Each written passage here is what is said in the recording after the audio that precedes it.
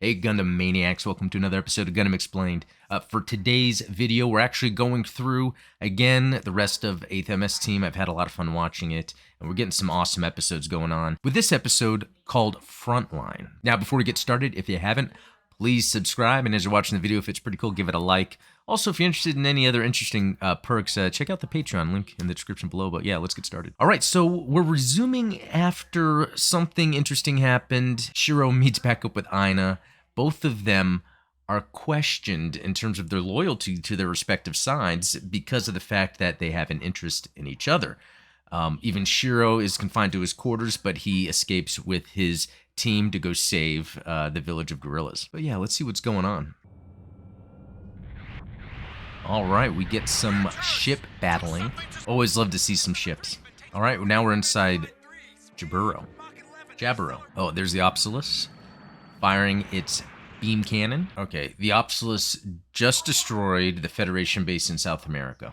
How did that happen? Oh, no, wait, actually, it was a training simulator, which is pretty cool. They were simulating what would happen with all the information they've got of the Obsolesce, and if it was to then attack their base. And what's interesting is we're just seeing, I guess, a weapon of the Principality of Zeon that they really planned to use to destroy the Federation base in South America. But also it's interesting that they were able to use that data to really determine, the Federation, to determine that they need to go out and destroy this thing. Now, originally, it wasn't even supposed to still be in production. It was I guess, canceled by Yuri. It seems like if the Principality of Zeon still got the support, they would have been able to carry out their action and destroy the Federation base. Take a look at that big tray. Always great to see giant battleship weapons in Gundam. Now, it's cool to see Sanders looking like this just after this little discussion, because what's going on is Shiro is back on the field. I guess even though he was questioned about his loyalty to the Federation, if he's willing to kill a Zeon soldier, it could be that his deeds that were done with destroying those mobile suits at the village got him the opportunity to go back out on the field. But I guess Sanders was asked to keep an eye on him. And I think it's very interesting because you can see Sanders. He is a compassionate person. We've seen that previously. He doesn't like being known for getting his team killed or the team that he works with them being killed. He's very defensive of his teammates.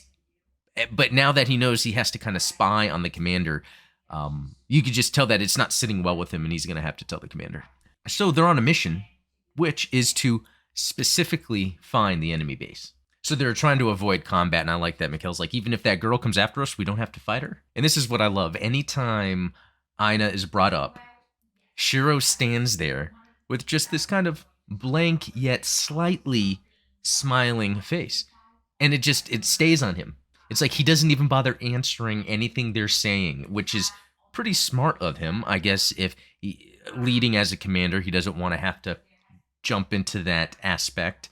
But also he's able to keep his composure just as a person that has that emotional connection with someone else, and he just doesn't say anything. I just think it's kind of hilarious how I can have this here paused, but it could just be playing right now. They just linger on him smiling. It's kind of funny. Again, Elidor is saying like, oh, that's not fair. And he's just looking at Shiro, and Shiro's just kind of smirking back. Okay, this is cool because now we're getting an airdrop. Just kind of awesome mobile suit action going on. That looks sick. Very cool. Enemy ship right below. That's pretty cool right there.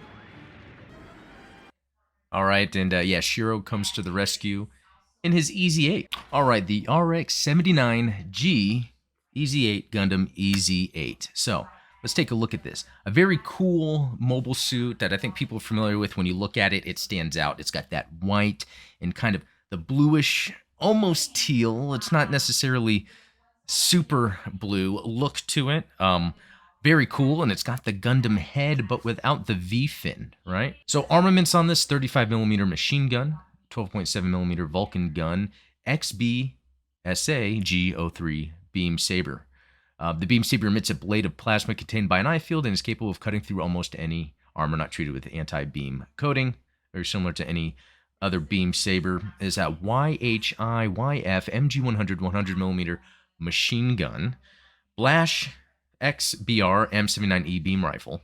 RGMS SHWF S00109 shield. And then another shield and a 180mm cannon. So special equipment and features: a container rack on the back of the EZ8 is a container rack for carrying weapon, container, parachute packs, etc. In addition, the rack is equipped with a foldable searchlight. In certain sections, can unfold into a forklift-like mechanism for attaching the container. And we will see in this episode some use of that backpack. Parachute pack, an optional back-mounted MS equipment created by the Federation for paradrop missions from the Medea transport plane. The parachute pack contains 3 parachutes and 4 thrusters to help in making a safe descent to the ground. Once touchdown has been accomplished, parachute pack would be ejected, so not to hinder the mobile suit performance in ground combat. 2 types of parachute pack were known to exist, and I think that's an awesome touch. We see with this, it's really reminiscent of some real world war paradropping, and we kind of see that with the mobile suits, and it looks really awesome. We see it in the intro, obviously, but also this episode. So far, they've jumped out of the Medea. And then there's some action going on, but we're going to see them with their parachutes.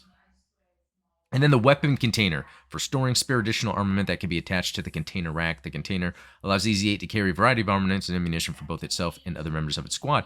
Now, it's very interesting about this ground type Gundam that we see in 08, the MS team, compared to most, is that signature backpack that it has. And I could only imagine the amount of weight that is involved with that. So, and so this is kind of showing that parachute pack as we saw, and you see like the straps that kind of go flying up as it's falling. It looks very cool. It's got the thrusters and everything. Again, the weight on that's got to be unbearable. So very cool. What's interesting here is Shiro has landed on the enemy ship, and he's just telling them not to fire. And it'd be so easy for Shiro to take them out, and he doesn't. Again, this is going towards his principles of trying not to attack or kill if he doesn't have to. That's kind of something that's common throughout Gundam, but I think here in 08th MS Team with Shiro is a lot of the plot and the cause and effect is around his ideas and not wanting to attack or kill people. But this is going to come back to him here shortly. So now we're meeting back up with Yuri and some of his crew. When we saw them earlier, they had been escaping from Odessa. They're all about going back up into space. That's where the rest of the war is to be fought. But now they're having to regroup. And so let's see what happens. Okay, cool seeing a Gundam paradrop down.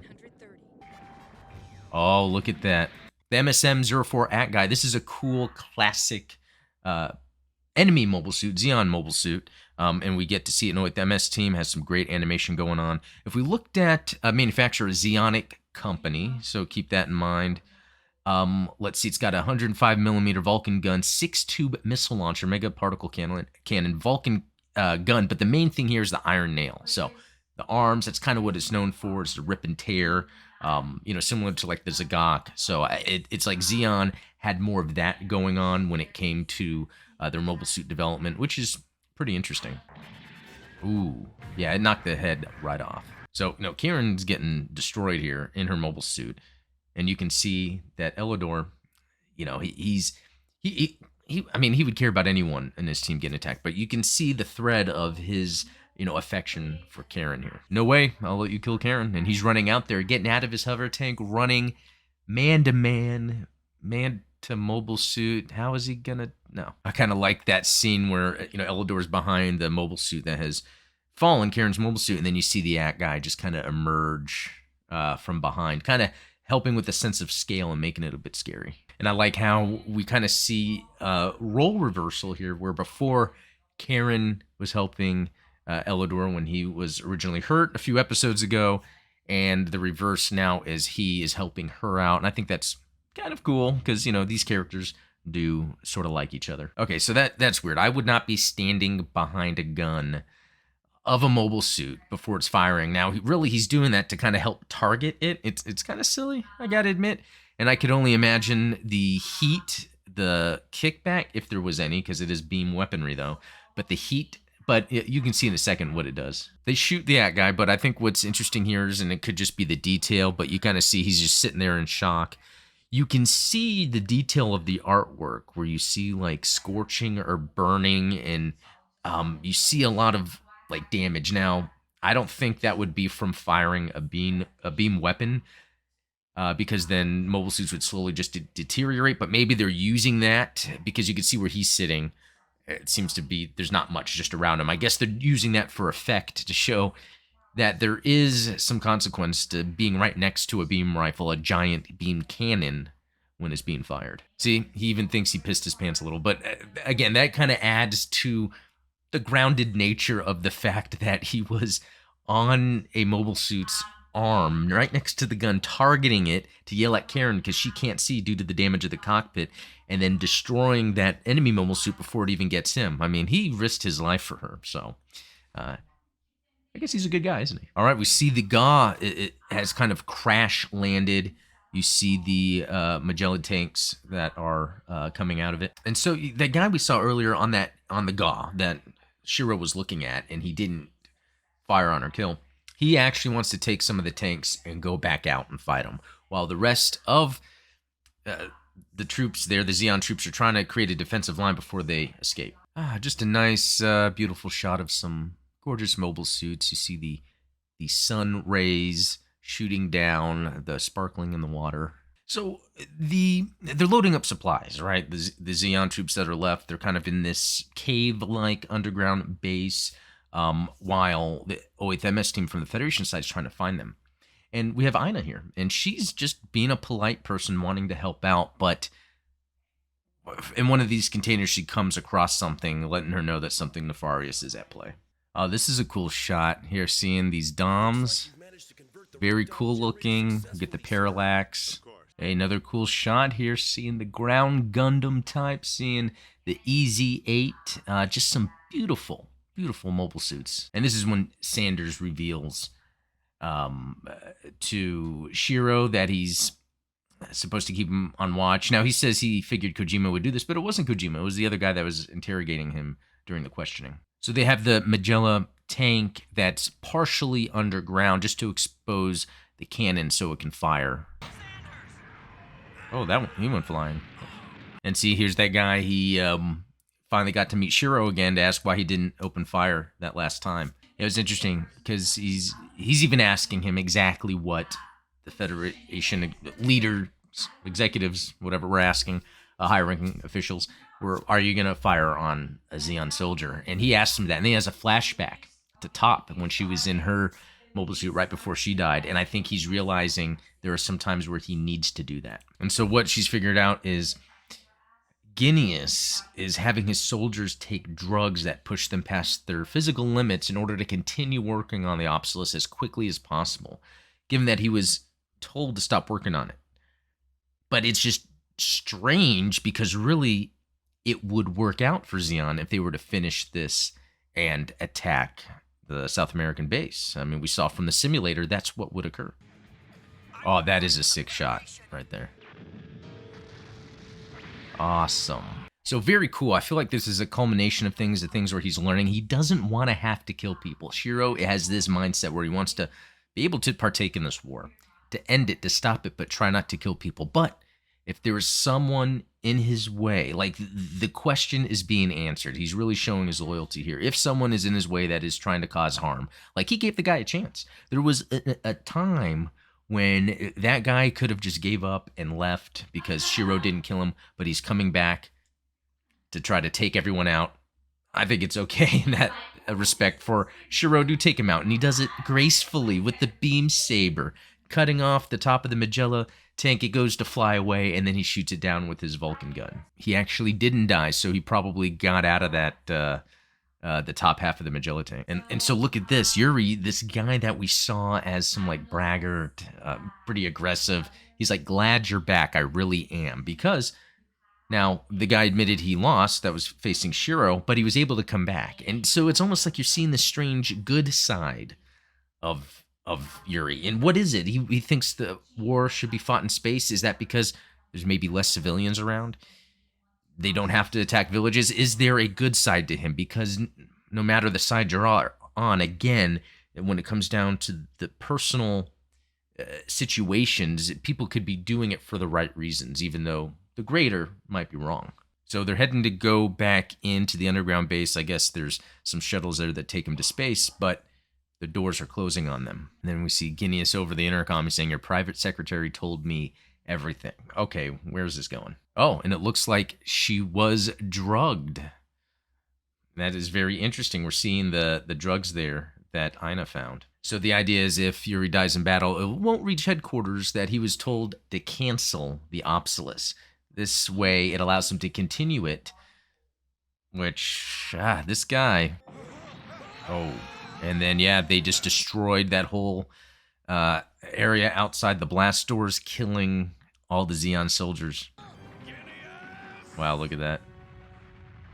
I like how it ends where, like, you're just seeing Guineas in the dark and it lingers. There's a lot of good dramatic framing that's going on in this episode, where it's like you can feel the character's intention without even having to see them do anything much but stand there. All right, and that is it for Frontline. I thought that was a very cool episode. It kind of upped the stakes in the way, not only do the Federation versus Zeon, but within the Zeon faction itself, because you have Guineas, you have Yuri. Yuri seems more like a stand-up officer, even though he's on the Zeon side, and they portrayed him as kind of bad at the beginning in a way, or an antagonist. But really, you're seeing how far Guineas is willing to go to make sure the Obsolesce is operational. And from the beginning of the episode, the simulation showed the Federation that the Obsolesce would destroy their South American base, Jaburo. So it's just a very interesting episode there. But what's also cool is we get a look at the Ez8 that we'll see for the remainder. Very cool looking mobile suit, and seeing the parachutes, the paradropping, all that stuff going on, all the different things we saw, the Magella tank, the GA, just very cool mobile suit stuff going on, while little intricate pieces are occurring throughout these operations, both on the Federation side to find the base and destroy the Obsolesce, and the Zeon doing what they can, specifically Guineas, to get the Obsolesce operational and destroy the Federation base. Anyway, thanks for watching. Please put in the comments below what you thought of the episode, any of your favorite mobile suits or favorite moments from this. Again, I really appreciate 08 the MS Team now that I'm watching it again, like my third or fourth time. I forget. I'm able to look past a lot of the things that bothered me before, and I'm really enjoying everything about it. Story is good. Characterization's good. The mobile suits we're getting is good. The framing of the artwork is good. So I think there's that connective tissue missing that really has to do with Armor, Shar, those main characters that we would normally be used to seeing. A Bright, I think, is the main thread between them all. But hey, that's okay. This is still a good story. So anyway, thanks for watching, and we'll talk later.